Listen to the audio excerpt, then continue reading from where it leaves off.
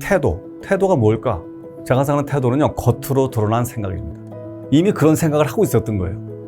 그러니까 저는 태도를 조심해야 될 게 아니고 우리의 생각을 조심해야 돼요.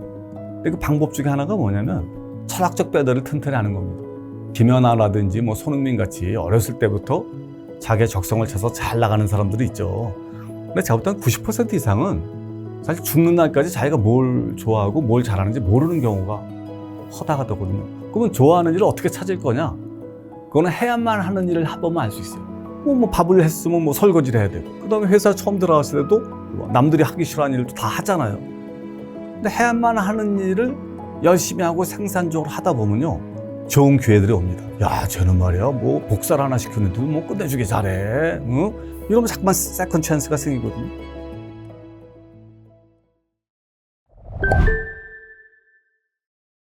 좋은 질문인 것 같아요. 그러니까 저는 직장 생활, 저도 여러 군데서 했지만 직장 생활할 때 가장 중요한 게 뭐냐면 언제 떠날 것이냐, 무엇이 완성되면 떠날 것이냐. 저는 항상 데드라인을 정해놓고 직장 생활하는 걸 되게 권해요.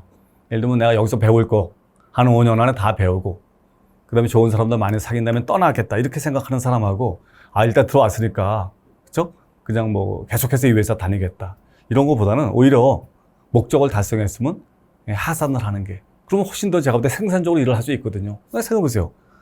야, 난 3년 안에 다 배우고 떠날 거야 하는 사람하고, 아, 난 지금 들어왔으니까 60세까지 정년 보장됐으니까 그때까지 일을 하겠다 하게 되면 아무래도 이런 긴장감 같은 게 떨어지거든요. 그래서 지금 말씀하신 건 박수 칠 때 떠나다는 거 핵심은요, 그리고 잘 나갈 때 떠나야지 다른 데 가서도 또 소프트 랜딩을 합니다. 근데 대부분의 사람들은 이미 여기서 이 조직 안에서 효용성이 떨어졌을 때 밀려서 떠나거든요. 그렇게 되면 사실 밖에 나가서도 세컨 잡을 잡기가 어렵거든요. 그래서 박수 칠 때 떠나라는 것은 사실은 가장 몸값이 좋을 때 위치 이동을 하라는 그런 의미이고, 그러려면 미리 언제 떠날 것인지, 어떤 것이 완성됐을 때 떠날 것인지를 미리 생각해야 된다. 이런 의미 정도로 생각하시면 좋을 것 같아요. 그러니까 이제 일을 안 하고 살 수는 없잖아요. 그렇죠? 난 인간으로 존재하는 이상에는 무슨 일이든지 해야만 하는 거지, 일을 안 하면서 할 수 있는 사람은 없는 것 같아요. 근데 우리 일을 할 때도 순서가 있는 것 같아요. 예를 들면 하기 싫은 일, 하고 싶은 일, 잘하는 일, 해야만 하는 일, 이런 여러 가지 종류의 일들이 있잖아요. 근데 굉장히 많은 그런 자기 개발 관련된 강사들이 하고 싶은 일을 하면서 살라고 얘기를 하는데, 저는 꽤 많은 부분은 좀 무책임한 단어라고 생각해요. 굉장히 많은 사람들이 하고 싶은 일이 뭔지 모르거든요. 그쵸? 뭐 하고 싶은 일이 뭐냐 이러면 무슨 뭐 여행 가는 거라든지 뭐 영화 감상이라든지 뭐 친구하고 밥 먹는 거라든지, 근데 그건 사실은 뭐 일이 아니잖아요. 그렇죠? 그래서 저는 하고 싶은 일을 찾는 게 중요할 것 같아요. 물론 김연아라든지 뭐 손흥민 같이 어렸을 때부터 자기의 적성을 찾아서 잘 나가는 사람들이 있죠. 근데 제가 볼 때는 90% 이상은 사실 죽는 날까지 자기가 뭘 좋아하고 뭘 잘하는지 모르는 경우가 허다하거든요. 그러면 좋아하는 일을 어떻게 찾을 거냐? 그거는 해야만 하는 일을 해보면 알 수 있어요. 우리가 살다 보면 해야만 하는 일이 있잖아요. 뭐 밥을 했으면 뭐 설거지를 해야 되고, 그렇지 않겠어요? 그 다음에 회사 처음 들어갔을 때도 뭐 쫄병이면은 저거 지금 뒤치다거리 같은 일들, 남들이 하기 싫어하는 일도 다 하잖아요. 근데 해야만 하는 일을 열심히 하고 생산적으로 하다 보면요, 좋은 기회들이 옵니다. 야, 쟤는 말이야, 뭐 복사를 하나 시켰는데도 뭐 끝내주게 잘해. 응? 상사의 의중을 미리 알아서 척척척척 보고서를 마감 전에 갖다 내. 이러면 자꾸만 세컨 찬스가 생기거든요. 근데 대부분의 사람들 어떻게 이래요? 그래서 좀 하다 보면, 아, 내가 대학 나와서, 좋은 대학 나와서 내가 이런 일을 하면서 내 인생을 썩힐 수도 없어. 하니까 3개월이나 6개월 하다가 치고, 또 다른 데 가서 또 재미가 없으니까 3개월. 근데 저는 한 3개월에서 6개월 정도 해서 자기가 좋아하는 일, 잘하는 일 찾을 수 있겠냐?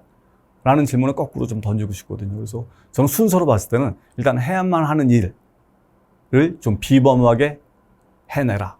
그러다 보면 내가 정말 잘하는 일과 싫어하는 일, 견디지 못하는 일, 저 견디지 못하는 일이 있거든요. 그럼 이 길은 내 길이 아닌가 보다 해서 그거는 좀 지우면 되잖아요. 그래서 저는 항상 해야만 하는 일을 하다 보면 내가 잘하는 일, 내가 좋아하는 일, 그다음에 이게 돈이 되는 일을 자연적으로 찾을 수 있기 때문에 저는 순서로 봤을 때는 조금 힘들더라도 저는 해야만 하는 일, 하기 싫은 일을 해야 된다고 생각해요. 요즘 말로 주제 파악이죠. 제가 생각하는 메타 인재의 제 정의는 그러니까 무슨 일 할 때 재정의가 제일 중요하거든요. 재정이 뭐예요? 그게 그 단어의 정확한 뜻이 뭐냐는 거거든요. 제가 생각하는 메타인지는요, 또 다른 내가 나를 바라보는 거예요. 그렇죠? 그다음에 할 수 있는 일과 할 수 없는 일, 지금 해야 하는 일과 나중에 해도 좋은 일을 구분하는. 그래서 메타인지가 발달한 애들이 왜 공부를 잘해요? 걔들은 자기 주제를 정확하게 알고 있거든요. 자기가 아는 거하고 모르는 거. 그러니까 모르는 걸 공부하면 되는데, 메타인지가 떨어지는 사람들은 자기가 뭘 모르는지조차 알 수 없거든요.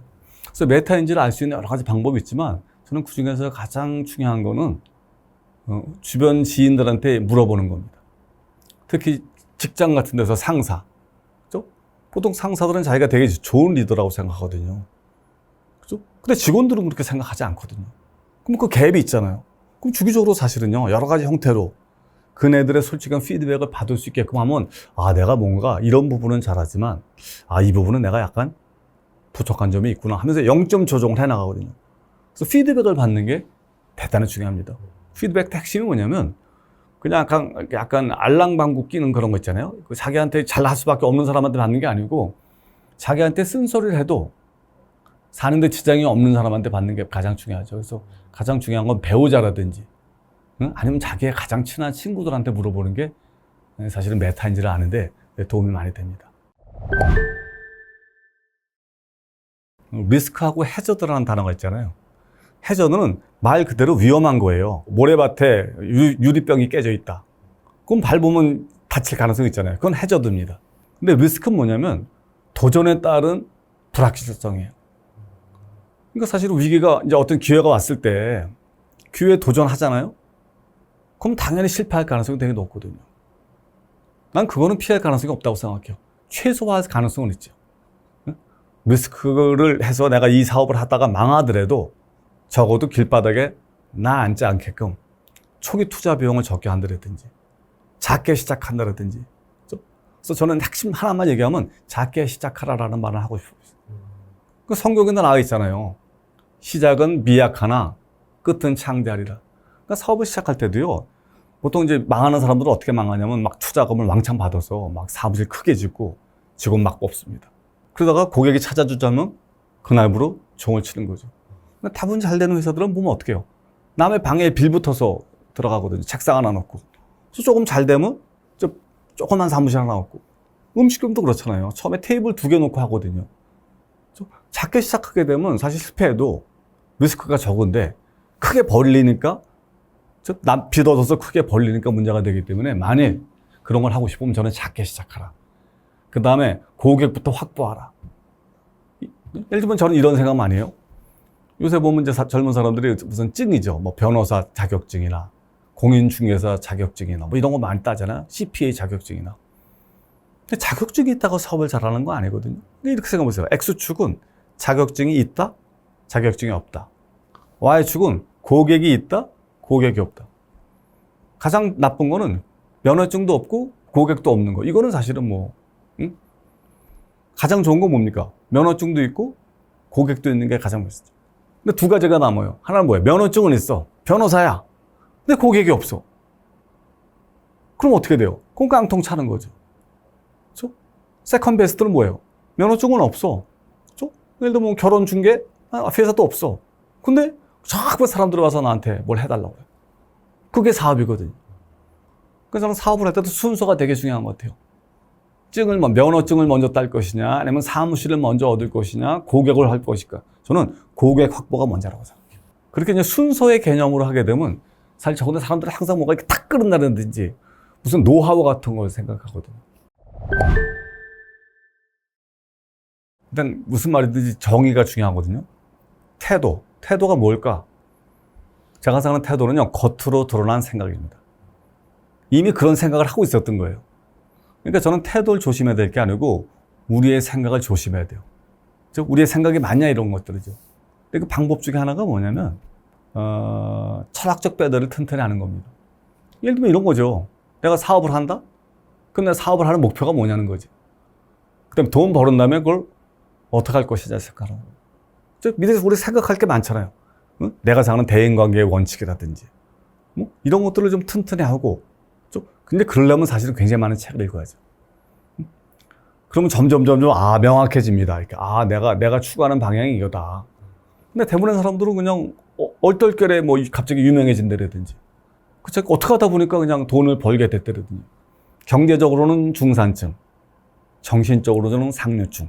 그게 제가 지향하는 방법인데, 만약 이런 거에 관련해서도 좀 그런 이제 실패의 확률을 줄이기 위해서는 내가 왜 사업을 하는지, 내가 인생에서 가장 가치를 두는 게 뭔지, 뭐 이런 것들을 명확하게 하면 좀 확실히 그 실패의 확률은 줄어들 것이다 라는 게 제 생각입니다.